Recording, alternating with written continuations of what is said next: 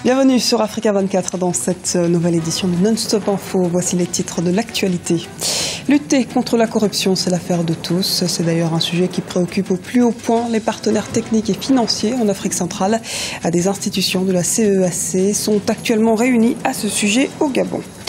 Modification constitutionnelle au Rwanda, une réforme devant lever la limitation du nombre de mandats devra être adoptée sous peu. Une commission de 7 membres, essentiellement des juristes, a été chargée en septembre d'élaborer un projet de réforme de la Constitution. Microfinance en Côte d'Ivoire, quel est l'impact réel de ce secteur pour la population ivoirienne? Élément de réponse à suivre dans ce journal. Mais sachez d'abord que le Nobel 2015 est connu. Cette année, on parle de plusieurs Nobel d'ailleurs. Il est en effet décerné aux acteurs clés du dialogue national en Tunisie. Le syndicat UGTT, l'organisation patronale UTICA, la Ligue tunisienne des droits de l'homme et l'Ordre national des avocats sont récompensés pour leur rôle durant les négociations de la feuille de route de la transition démocratique avec les partis politiques tunisiens. La bonne gouvernance est au cœur des discussions en Afrique centrale. Les institutions nationales de lutte contre la corruption des pays membres de la zone cherchent à mettre en commun leurs efforts et compétences à ce sujet. Les précisions de Paul de Singui. Il souhaite éradiquer la corruption en Afrique centrale. 10 États de la CEAC se sont réunis à Libreville dans le but de mettre en place des mécanismes afin de combattre ce fléau. À l'issue de cette rencontre, le RINAC, le réseau des institutions nationales de lutte anticorruption, verra le jour. Des études réalisées par des institutions très sérieuses ont montré que l'Afrique centrale, espace CEAC, perd chaque année 40% de ses ressources à cause de la corruption et que nous avons aujourd'hui environ 55 milliards de dollars US en flux financiers illicites, donc qui quittent l'Afrique pour d'autres continents. La situation est grave et l'espace CEAC à lui seul représente environ un tiers des richesses de l'Afrique. Selon le rapport Doing Business de la Banque mondiale, les 16 pays les moins cotés pour réaliser les affaires au monde se trouvent en Afrique, dont 4 dans la seule sous-région Afrique centrale. Le RINAC devrait donc permettre de renforcer les capacités de ses membres en multipliant le partage des connaissances et d'informations afin de mieux lutter contre la corruption dans cette zone.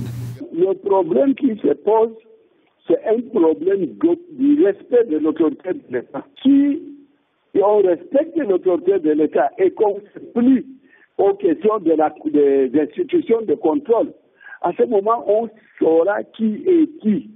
Mais si les gens forts de leur capacité de corruption, parce qu'ils ont corrompu X ou Y, se font résistants au contrôle, on peut créer toutes les règles du monde, les décisions de contrôle seront limitées. Le RINAC est doté d'un pouvoir flexible qui lui permettra de combattre la corruption à l'intérieur des États, mais aussi au-delà des frontières nationales. Entre 2015 et 2017, ce réseau de lutte contre la corruption sera axé sur la visibilité du réseau et le développement de ses institutions. Et nous restons en Afrique centrale qui accueillera l'AFRA en novembre prochain. La 47e Assemblée générale annuelle de l'Association des compagnies aériennes d'Afrique se réunira du 8 au 10 novembre 2015 au Congo-Brazzaville. L'AFRA a placé cet événement sous le thème « Cieux ouverts, croissance par la compétition et la collaboration ». Au Rwanda, le Parti vert n'a pas réussi à bloquer en justice une réforme constitutionnelle permettant au président Paul Kagame de briguer un 3e mandat en 2017. La Cour suprême a rejeté jeudi la requête de cette formation d'opposition. On fait le point dans ce reportage d'Olive Diakotan, correspondant à Kigali. La Cour suprême du Rwanda juge constitutionnel le processus entamé pour réformer la loi fondamentale du pays. La plus haute juridiction rwandaise s'est basée non seulement sur certains articles de la Constitution, mais aussi sur la Charte africaine de la démocratie pour rendre ce verdict le 8 octobre 2015 à Kigali. Les sages ont donc donné raison au gouvernement rwandais au détriment de la formation de l'opposition, le Parti démocratique des Verts. Lorsqu'on gagne un procès, vous savez, lorsque vous présentez les arguments, c'est votre œuvre. C'est votre recherche et quand cette œuvre est acceptée par les éminents juristes et les éminents juges, vous ne pouvez être que content. Le processus de la réforme de la Constitution se trouve à un état avancé. La conférence des présidents se penchera bientôt sur cette question. Après cette étape, le Parlement se prononcera sur la tenue ou non d'un référendum. Mais le Parti des écologistes compte s'opposer à cette réforme dans les urnes. Le Rwanda ne compte pas que 4 millions de personnes favorables à un amendement de la Constitution. Il y a beaucoup d'autres qui ne sont pas d'accord avec ce changement. Désormais, notre stratégie sera de mener une véritable campagne pour que le non l'emporte lors d'un éventuel référendum. Rappelons que l'article 101 de la Constitution du Rwanda limite actuellement à 2 le septennat présidentiel. Le président Paul Kagame, élu en 2003 puis réélu en 2010, doit logiquement céder son fauteuil dans 2 ans. Mais ses partisans ont introduit auprès du Parlement rwandais près de 4 millions de pétitions favorables à un nouveau mandat du président Kagame à la tête du pays après 2017. Début de la campagne électorale pour la présidentielle du 25 octobre en Côte d'Ivoire. Ce vendredi, 10 candidats sont en lice, dont le président sortant Alassane Ouattara, chef de l'État qui a lancé sa campagne officielle à Yamoussoukro, ville natale du premier président ivoirien Félix Houphouët-Boigny.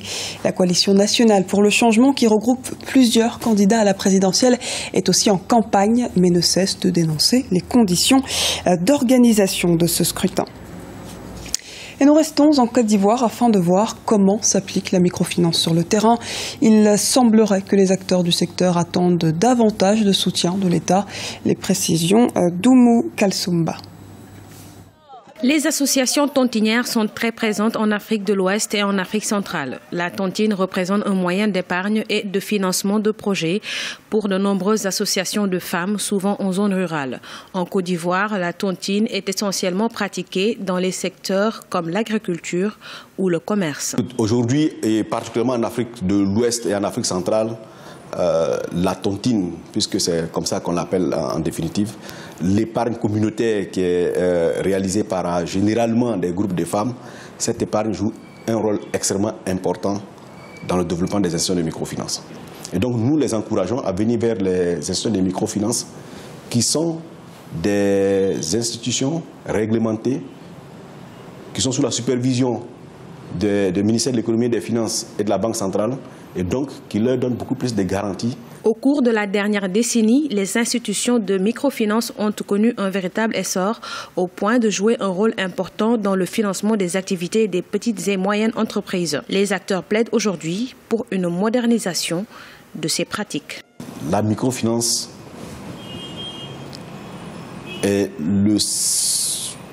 à l'heure actuelle l'instrument qui permet de démocratiser la finance au système financier dans son ensemble.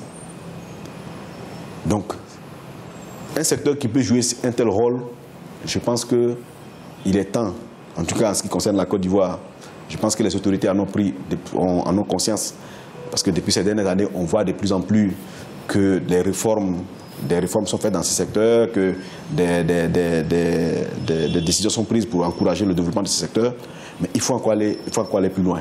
Je pense que l'État de Côte d'Ivoire doit aller encore plus loin, doit soutenir les institutions de microfinance ivoiriennes. Le secteur de la microfinance en Côte d'Ivoire est sous la supervision du ministère de l'économie et des finances. Les acteurs du secteur privé plaident aujourd'hui pour une plus grande surveillance de l'État en ce qui concerne l'application des taux d'intérêt qui est de moins en moins en adéquation avec la catégorie sociale des premiers concernés par les microcrédits les plus démunis.